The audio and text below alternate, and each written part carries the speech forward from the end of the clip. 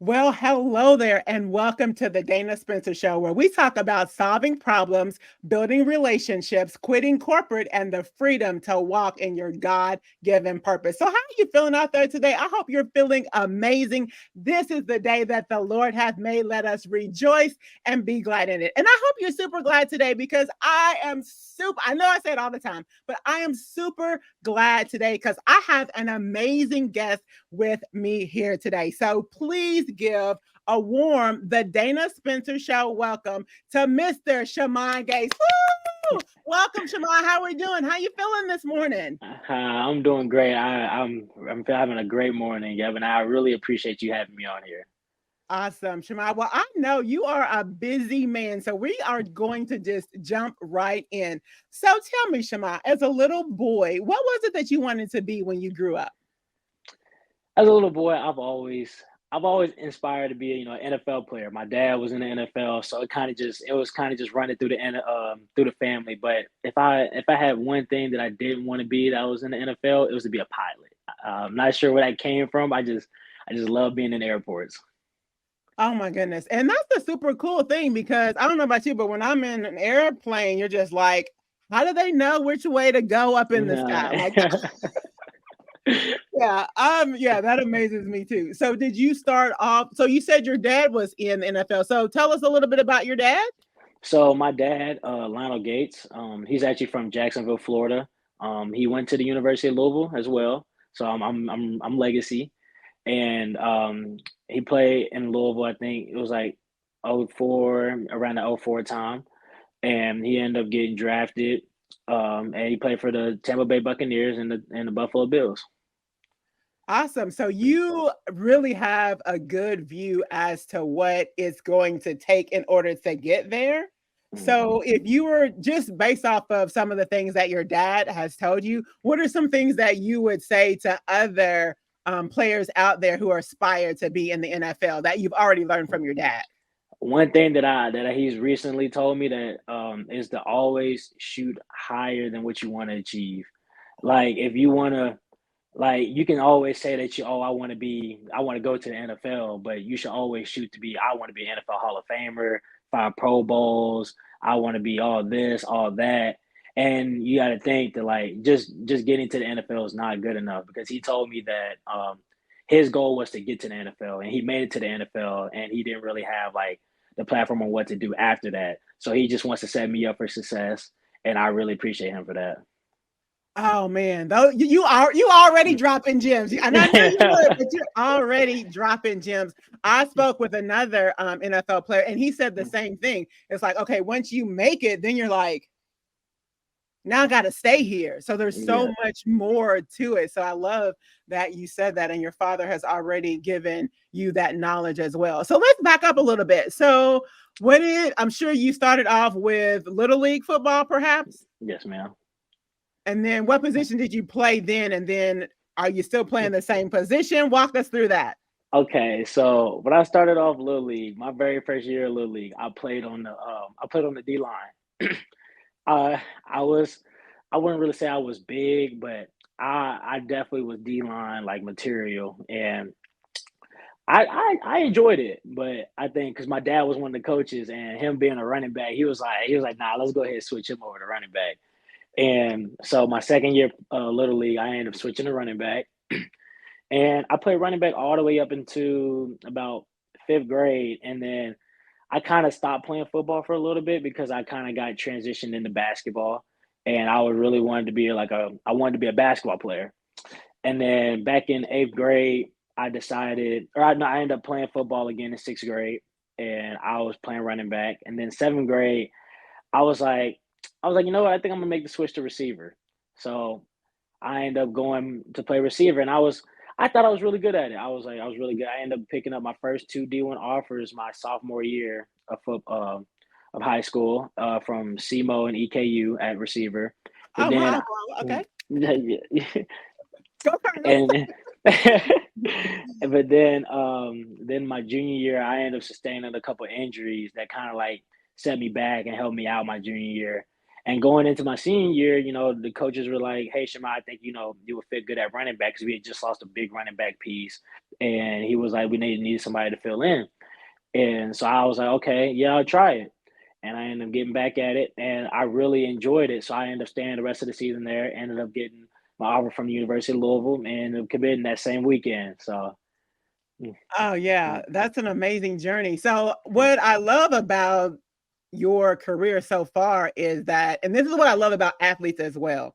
When you're an athlete, you just need to do a couple of things to pivot, right? yeah, I know there was an offensive tackle that I have been talking to, offensive line or whatever. And then there's just a couple of tweaks, and then he was able to fulfill that need. So you're able to, whatever the team needs, that's yeah. what you're able to pivot and do. And I even know once you get started, in the fall, if, Louisville needs you to do something else, you're willing to do something else. So, in terms of who you are, how important do you think that is to be able to just fulfill the need of the team? I really think that's very important. That's probably one of the best aspects you can have as a player is being very versatile. Knowing that, like, letting coaches know that you're able to play multiple positions and that you're doing whatever, like that you're willing to do whatever it will take for the team to win. I feel like that shows like a really good character and shows that the coaches that you're really determined and they can put you in situations like especially when the game's on the line that and they'll be able to trust you in. Yeah, that's so good. And trust is such a huge factor as well. So in terms of, so you got all these people who are coming at you. EKU wants you to come over there. Okay, it's okay. You didn't go to the Colonels. It's all right. EKU's pulling at you, Louisville's pulling at you. So how are you able to make that decision to, put on the Cardinal jersey? So at first, I will admit, at first I was leaning towards EKU. I was gonna be like, okay, the EKU is gonna be my route to go. And then after throughout the season of my senior year playing at running back, I was like, I really do like playing running back. I want to see if I can get I want to see if I can get some more. And and lucky enough, Louisville came around in early November, and they let me know what was up, and I told them, and I think that was perfect for me because, like, I'm right here in the city. I'm from Louisville, and yeah, I just felt like it was perfect. Just to be home for like the first year, first years and stuff. So, and I was just like, and especially all my parents went to Louisville, like my dad, my mom, all my aunties, like they all went to Louisville, so I thought it was really good, like legacy wise. And I can't wait. And Louisville's a really great program as well, like great coaches, great all of that, and I'd have a really good chance to make a run at the national championship. And I want to be a part of that. So I want to be a part of a winning team. Oh, Mm, yeah. I just got chills. I mm, know mm. what an influence my aunts and uncles have had on me. So, like you said, to have all of that legacy, I don't know what they would have done if you had gone someplace else. I'm sure they still would have supported you, but Mhm. the Cardinal fan base is incredible. So what's it like for you? I mean, it's important. I know a lot of players come from, all over the United States, but how important is it to have, when you're going to be on the field and look up and see your mom, your dad, and your aunts and uncles up there cheering for you? What do you think that's going to feel like for you? I think it's gonna be so surreal just because like my family they have been very supportive throughout my entire life. Like they've all of them have all been to all my sporting events. Like they don't miss my sporting events. None of that. No, even academic wise, like they're always there for all of that. And I think I really appreciate that. And now like me being here at Louisville, being in front of like the big crowd, all of that, but still having your parents in the crowd as well, and having all your family as a supporting cast. Like they already told me they wouldn't get like the VIP club seats just for the season, so they can come watch. Oh yeah, that's what I'm talking about. So I saw you with the male jersey on. So obviously the male manual rivalry will somewhat prepare you for the U of L UK rivalry. Yeah. How did you prepare for those games? Because those were some big games as well. And it was those were big games all my years. But so freshman year was COVID, so we didn't really get to play manual just because they weren't in like our district or whatever. But sophomore year was my first year really getting to play manual, and I touched the field. I wasn't like fully starting, but I was getting some clock. And like I think just going into that week, it was more just because I'm younger. It's more just like getting the experience of like, okay, this is what like a real rivalry is gonna feel like. And I feel like it built up. And like my senior year, knowing me being a leader, I got to be able to like calm the young guys how I was my sophomore year, calm them down, let them know that like, okay, it's a big game, but it's just like any other game. I need y'all to go out here and handle business. Just do what you have to do right, and we gonna be fine. And I think going into that game, because we like I said, oh well, we haven't lost Emmanuel. It's been 10 years since we've lost Emmanuel. So and I couldn't let my senior year go out with a loss to me. I just couldn't. So we went into Manuel's home stadium and we Oh handled no, not at business. home. Yeah. we handled business, and I appreciate that. So I appreciate my team for that, because like our defense, the offense, everybody who was a part of that team, I appreciate all of them, just making my senior year so special, even though it didn't end the way that I wanted to. Yeah, yeah.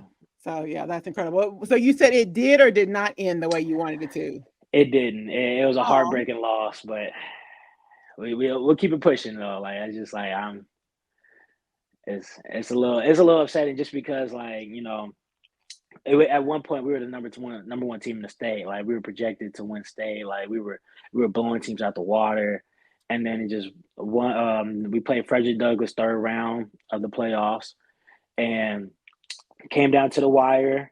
I ended up getting the ball on a 2-point conversion. I ended up getting stopped right there, right before the goal line, and that really hurt me, just because like it kind of took a toll on me, thinking that like I'm the reason why that we lost. But I kind of use that now as motivation, knowing that like if I was to ever get in a situation ever again, that like I'm not gonna let that happen ever again. And like I think it's like, although I didn't want to lose, I think it was good for me to learn from that moment. And I think I'll be able to do better things and bigger things, knowing and learning from my mistakes already. yeah. So oh, wow. In terms of, now I've heard Coach Prime say things like, because, sometimes, and you said it, sometimes when you lose, since you're able to learn from that, you're able to put yourself in a better position moving forward. Yes, ma'am, So I, definitely. I love that you recognize that, because some people it's indifferent. So you have the mindset of sometimes you need to lose in order to get better. Yep. Yes, ma'am. And like I really like I really agree with that. And like I definitely see, because I think I'm more of like a very optimistic person, and like obviously things are gonna happen. It's life. Things are gonna get you down. You're gonna just like, but you gotta realize that like it's gonna prepare you for something that's coming bigger. And like when it comes, it's preparing you for that. And you just gotta be ready and just not make the same mistake again, because you've already been through that once. You know how it feels, the pain from that, how your teammates felt, how the fans felt, and you like it broke my heart knowing that like, okay, I could have did something, like I could have been the reason why we won that game, and I didn't. So now, like moving up to the collegiate level, and hopefully, pros, that like if I ever got that chance ever again, like I'm gonna make sure that I come through. So what are some of the things that you're able to do to ensure, okay, this is what happened then, but it won't happen again? Mm. See, I think it's really all about your mindset and your work ethic. I really I like to tell people, like, although I'm not older, but like I tell like my peers, like you gotta really just be disciplined on your craft. Like you can't let nobody get in your way. It's almost like, I wouldn't say tunnel vision, but it's almost like tunnel vision. Like you gotta see your goal, and you gotta keep working towards that goal. Like there are gonna be days, like especially if you're a football player, there's gonna be days that it's hot outside, it's cold outside, your leg hurt, any like all this type of stuff. But you got to realize that like if you quit right now, or like if you can't handle this, then how you gonna be able to handle something that's bigger than that? And I feel like it's just the mindset. Like, all right, I know I can handle this, because if I wasn't able to handle this, God wouldn't have put me in this situation. Yeah, yeah, Mhm. that's so good. And so even at your age, and I can hear it, but if you were gonna sum up in like, 3 to 5 things, what are so far the top 3 to 5 lessons that you've learned from sports? Um, definitely that like definitely the main one is definitely gonna be like there's gonna be hard times, but you gotta be able to like pick yourself back up. And another one that kind of like goes into it is almost like not everyone's there for you. Not like they might they might be on your team or like around you, but not everybody not everybody is your best friend, and not like around stuff like that. Another one, just like I said, is staying disciplined. Like coaches want to see how disciplined you are. Coaches want to see like even like field wise whether you're gonna jump off sides or in the classroom or you're gonna get your homework done or how like what do your grades look like. And I'm fortunate enough to have like a very great mother who was able to make sure like when I was younger keep me in track. And I ended up graduating as valedictorian from my high school. And thank you. For male, And it valedictorian. Okay, okay, yes that's saying ma'am. a lot. That's saying a lot. Yes ma'am. But like and I say another one is probably just like being yourself. Like you really had to be like don't try to be anybody else. Like if you want to be successful from like every people can do all these other things that that might make them what might that might work for them. But you gotta find out what works for you. Don't try to be persuaded by all these type of people. I'm sure you can like take advice from certain people. But like just like be true to yourself. Don't try to be like nobody else. Just be really true to yourself. Yeah, you're segueing into a couple of Mm, different directions. mm, So this is mm. where we're gonna go. So when Yeah, you okay. talked about everybody's not for you, right? Mhm. So let's talk about relationships, right? Okay. Because I'm sure. So are you dating anybody now? Yes, ma'am, I am. Mm, Okay, okay, that's good. mm. So you're dating somebody potentially who you knew from high school? Yes, ma'am. Okay. So my question was gonna be, like you said, you got all kind of people coming at you, girls, people sliding in your DMs, just like all this. So how do you silence all of this noise that is coming from you from social media and hyping you up, this and the other? How are you able to remain humble so that you can get the job done? See, I really think you gotta know your end goal. Like you gotta know, especially like if you're with somebody that that you can see yourself with for a very, very long time and that you really want to be together with, like you're not gonna let other people get in the way of that. Like it's just gonna be like me and you. Like I'm not gonna let it's like just like how they say it's A B conversation. It's not A B C. Like I'm not gonna let this C person just like interrupt what we got going on. And obviously, like I know relationships perfect, but I feel like if you're able to see your end goal and you truly truly believe that you belong in that space in that time, then like everything is gonna work out. Yeah, that's so good. So, what is you probably grown up with social media? Some of us old timers are like, it's a distraction, right? That's Mm, how we look at it. Like, oh my goodness, how's he going to be committed to his craft and he's got all this? But for you all, it's like such social media is like television. You've always grown up with it. So mhm. for you, is social media a distraction or how are you able to manage it so that it doesn't become a distraction? I could see social media as a distraction. Although I do use social media, but I try to like now I'm more like the more that I mature, I try to use social media just for like promotion purposes or just like not being on there just to see the drama and just to see all this other type of stuff. Just on there to like read and learn and do all these other stuff. But I do like I know a lot of people say it's a distraction. I do believe that, and I know as a kid growing up this age, everybody uses social media, but I feel like just a good way just to like just know just like I said, stay disciplined. Limit yourself. Limit how much time you spend on social media.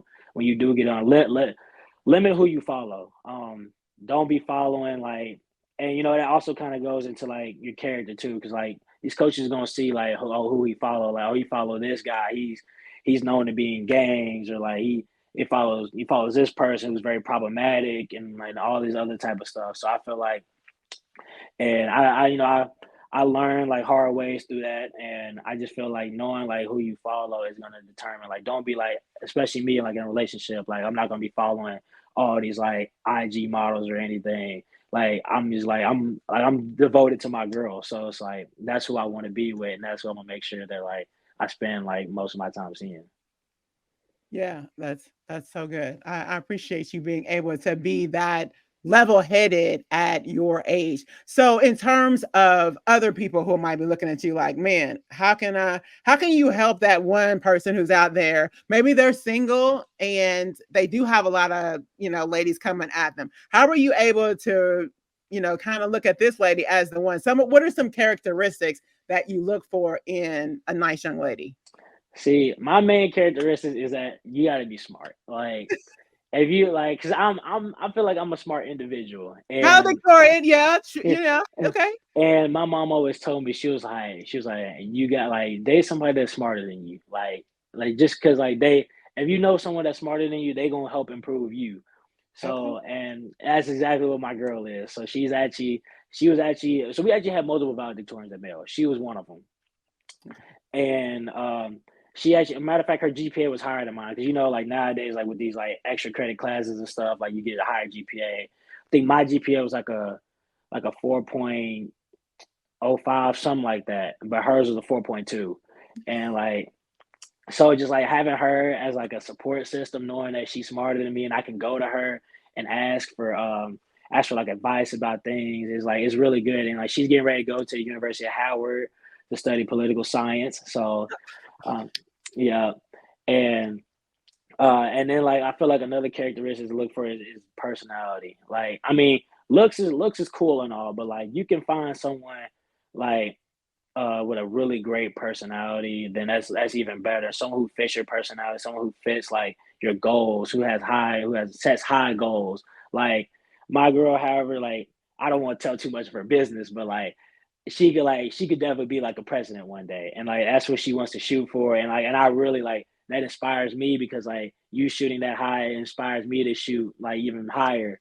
Like just so like as a couple we can make a better lifestyle and granted enough that like she's very beautiful, funny, and smart, and all that type of stuff. So like, I just like I'm very happy in the situation that I'm Oh, I in. love that. On the Dana Spencer Show, we love a Mm, good story. So, how did you all? I mean, I know you all both went to the same school, but mm. we love a good love story. So, how did you connect with her? So really, I mean, we've known each other since sophomore year. We were a little on and off sophomore throughout junior year. You didn't really talk that much junior year, but then senior year came around and she was in Black Student Union, and I just so happened to join Black Student Union, and I was in there for because we were doing the new edition dance for the Black Student Union program, but you all know the real reason why I was in there, but uh. And we were in there. That gave me the chance to be able to like talk to her more, and we ended up hanging out, starting to hang out after that. And this is all in like February of this year, and then after that, we went to prom together. We've been on trips together. So like I just think like it kind of just like shot straight forward after that. So So, how are you feeling about you're going to the University of Louisville? She's going to the University of Howard. So, you're going to have this distant relationship, which might be good since you'll be so into the mm. season for the fall. How do you feel about that? See, it's kind of like I kind of have mixed feelings. Obviously, like I don't want my girlfriend to leave me and go all the way down to DC. But I know, and it doesn't hurt me as much because I know that like she's going down there because like she wants to be around the government and like it's perfect for her, especially since she's at a HBCU. All this is a really like Howard's a very prestigious school, and I know like and Howard only has like a 30% acceptance rate, and for her to get in there, I'm proud of her to get in there, and I'm wishing her the best when she goes there. And obviously, like yeah, she's gonna be about 10 hours away from me, but I know during the football season I'm gonna be busy anyways. So Yeah. like even if she was here, like the time that we'd be able to spend would probably be about almost the same time we'd be able to spend as if she was in Howard. So I just want her to follow her dreams.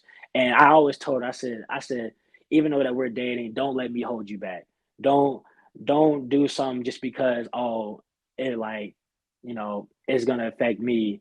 But like I want you to like if it's gonna provide you and make you a better person and let you do better things, then do it. Like don't let me affect what you have going on. Yeah, you're Mm, very mature for your mm. age. Thank Very, you. very, very, very mature for your age. So in terms of, being a superstar, senior level at Louisville Male, and now you're going to the University of Louisville and being a freshman, Mm. how is that transition like for you? It's been really good. I mean, the coaches have done a really good job in like transitioning all the freshmen in. They did a really good job, especially that first week of getting us in there, getting us comfortable with all the new stuff that we got going on. And then I just say, just like going in as a freshman, obviously things are going to be new to you. You know, it's new. The playbook's new. The play, like, there's a lot more plays that I'm used to, a lot of different names, all that type of stuff. But they do a good job at helping you learning, and especially, and I got to give a really big shout out to like just the players in general, like the older guys, like they are very helpful. Like I like, for instance, like Maurice Turner, like one of the running backs. I like he's a great guy. Like I think, and he's helped me a lot with like a lot of the plays and all that type of stuff. And even one of the old linemen, Michael Gonzalez, he like, and he's like, he kind of shows us a different perspective on what to see in the playbook than what like just like a regular coach was saying. Like even the coaches are really great as well. Like Coach Barkley, I gotta give a shout out to him because like he's helped me get acclimated to all this type of stuff, and it's really family oriented as well. Like the team, I feel like we really bond together, even though we all don't get to hang out as much together. But I feel like I can like you can tell when there's like a bond together, and I feel like that we're really developing that. And like obviously, like as a freshman, you're probably it's a good chance you probably won't be a starter, but like it's always good to learn and like develop yourself as a young person. So like when you do get that chance, that you make the most of it. Yes, I was at a conference with the Ohio State University. A lot of Mhm. their players were there, and their brotherhood is in terms of, I mean, the coach makes them learn all their players and where they're from, and just Mhm. a whole new level. And so I love that you're already feeling, acclimated and things are going well. What are some tips that you have going into the fall for time management to make sure you get everything done and you still keep up with your good grades? Mm. See, what I do, well, I've been learning more to use a schedule. Use like a little. I use the Google Calendar. I make sure I put everything in my schedule, especially that Sunday before the week start. Make sure everything's in my schedule for the entire week. And again, I learned that from my girlfriend. My girlfriend told me because she does that. She's like, Shabbat, you need to start doing this. Like put this in your Google Calendar so you make sure you can just check it every day and it show up on your phone like when you need it to go. So I started to use that a little bit more. And I think time management wise, I think I've already done a pretty good job, especially in high school. But like, just making sure that I'm early to everything. Mm. Like I feel like being early to everything, you can never go wrong with being early. Like late, you're gonna miss things. You might get in trouble. On time, you're basically late if you're on time. But I would like to be early to everything, and I know that always isn't the case for everything. Like sometimes you might have something going on, or something that might prevent you from being at the time that you want to be. But I feel like having that mindset though is really good. Yeah. So let's talk about the name, image, and likeness thing because Mhm. now it's relatively new, but now at the collegiate level, you're able to connect with businesses and organizations and actually benefit financially from who you are, your name, your image, your likeness. So what are some things that you're able to do to capitalize off of that? Really, like now that I'm actually like involved in it, I see that it's so much bigger than what I really thought it was. And like all the NIL stuff, like all the other players on the team that I seen that do NIL, they help me a lot with like showing me ways and routes to go to where I can maximize my opportunities. And like I think my dad does a good job at that as well because he like as a college athlete himself, he didn't really have like he said he was a broke college athlete because they couldn't really do nothing with none of the money. Um, and I feel like he's really helped me a lot, like showing me like the ropes, cause and it's just money wise, like I feel like there's a lot of money to be made, especially in college now, and you got to be very careful and you got to be very attentive to detail, and when you're looking at certain things and like building relationships with people that will allow you in the future to hopefully help you make more money. And it's almost kind of, and a lot of people say let your money like work for you or like earning money overnight. This is like, although you might not be making money from something that you're doing right now, but it's setting you up for something better in the future so that you're able to have like a almost like a resume or a reference that allows you to make money in the future. Yeah, one of the things I was listening to a podcast one day and it was talking about athletes, and you hear all the documentaries of this, that, and the other of athletes that make millions of dollars, and then once they retire and stop playing, that Hmm. they're broke and they're filing bankruptcy. And in my mind, I was like, why didn't anybody ever teach them how to invest in real estate? Yeah. And then that's when the Lord, nudged me like, well, you could. So I really am on a mission to make sure that there's no more broke athletes once they retire. There's nobody else filing bankruptcy, because I educate them. They get educated on investing in real estate, because to your point about allowing your money to make money on the first of the month, you can just get money once you set that Yeah. up. So would love to help, anybody out there to get started investing in real estate, and specifically using the name, image, and likeness money. So we'll have Shammai's link to my online course, so that if you use that link in order to purchase the course, then Shammai will get a percentage of that. So, and then prayerfully to use that money to invest back into real estate. So in terms of, I know you said you're from Louisville, would there be an area that you would like to see, revitalized in your own community? Um, I know they're doing it now.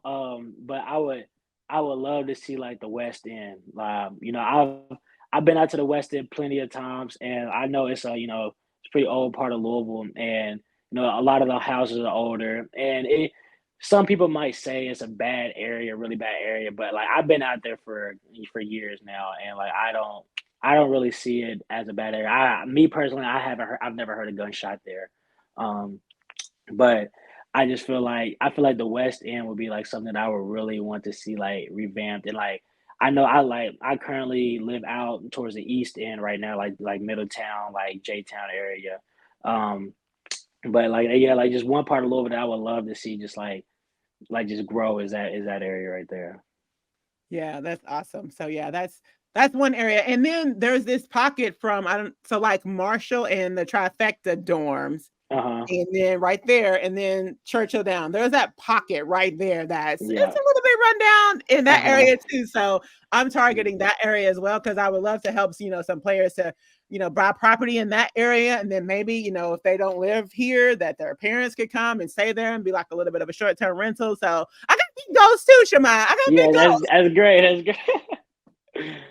So, in terms of, if we were to put a bow, because I know you got things to do, so I'm not going to keep you. I could talk to you all day long. And so, thank you so much for being here. But if we were going to put a bow on this conversation, what are some things that you would leave to those players that are in high school right now that you could share, what they should be doing to really make sure that they get to the next level? Mhm. See, one thing I've definitely thought about this before, and like, cause I've always wanted like things to change about myself and what I could have did in the past to make me better. But one thing I really was trying to say is to stay focused.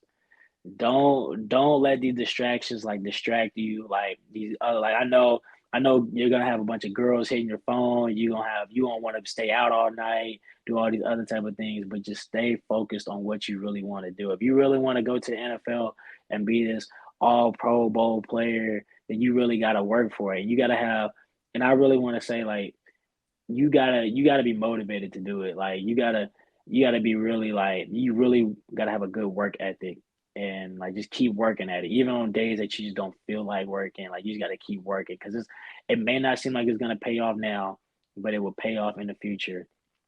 And one thing that like somebody already or my parents always told me is like God will hold his blessings until the right time, and like you might be hoping for this blessing right now, but you just gotta wait. You gotta keep pushing. You gotta keep doing what you gotta do best and doing what you're supposed to be doing. So when it's the right time, he's gonna come through and give you that blessing. And and really just to get to the next level, like I said, like I really go off of like just staying disciplined. Like you really gotta like show coaches that like you're able to provide and you're able to do what you have to do and they can trust you. And really my last thing on that is kind of like staying disciplined, but stay in the books in school.